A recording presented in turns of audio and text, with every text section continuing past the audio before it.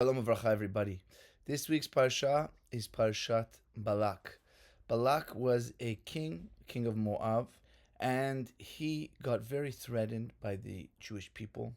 They were conquering some of the nations on the other side of the Jordan. So Balak decides to hire this sorcerer called Bilam. He says, I want you to curse this people. So Bilam was actually not just a sorcerer, he was a prophet. He was someone that had been gifted with prophecy from Hashem. But Bilam, he used the prophecy for bad. And we see from this that Hashem is saying, look, I gave them the nation's chances. I made them prophets, but they just used it for the negative. They lost their chance. So Bilam, even though God says to him, don't go, he goes. And they keep on trying to curse the Jewish people, him and Balak, but they keep on failing.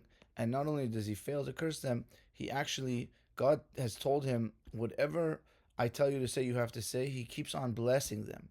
For 3 times, he blesses them. And he gives them powerful blessings, even some of that are even in our prayers. So for instance, he says, Ma ekov lo kaboel, ma ezom lo za'am Hashem. How could I, when God has not cursed, and how could I invoke wrath if the Hashem has not been angered? I see them from the beginnings, from the mountain peaks. He's talking about our fathers, Abraham, Isaac, and Jacob, from their hills, from our mothers, Sarah, Rivka, Rachel, and Leah. It is a nation that dwells alone, and we're not even counted among the nations. He sees the power of this nation, and he says, if only I could pass away like them. He says, I wish I could have their ending. So Balak gets angry. They try again. And now he says, God is not a man that God will change his mind and relent. And God is not a person that will say something and not fulfill it. I've blessed them. It's going to be a blessing. That's it. God does not see evil in Jacob. He sees no perversity in Israel. Hashem is with them, and he has the friendship of the king of God. God brought them out of Egypt with his strength. There's no divination in Jacob, no sorcery. He keeps on going on and on.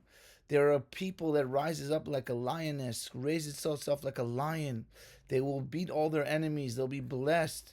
And at the end, the last thing is that Bilam has prophecies about Mashiach. So beautiful. He says, Ma tovu o'alecha Yaakov mishkanotecha Israel. How goodly are your tents, Jacob, your dwelling place is Israel. They extend like streams, like gardens by the river, like aloes which God has planted, like cedars by the water. Water will flow from his wells. His seed should have abundant water. He keeps on going on and on. Because he fails in this, Bilam tells Balak that, you know what, I'll give you advice what to do.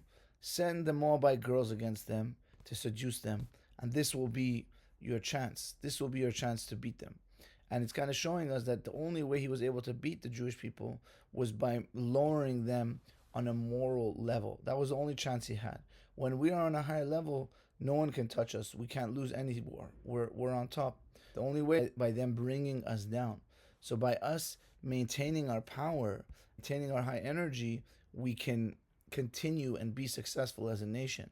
And the Haftarah is kind of along the same lines. It's from Micha. He says, the remnant of Jacob shall be in the midst of many peoples like dew sent by the Lord, like rain upon vegetation. They're going to be like a lion among the beasts of the forest, that we will just beat everyone. Our hand will be raised over our oppressors. Just going along this line, God is showing us how powerful we could be, but we need to empower ourselves. Bezrat Hashem will succeed and know only good things. Shabbat Shalom Umevorach.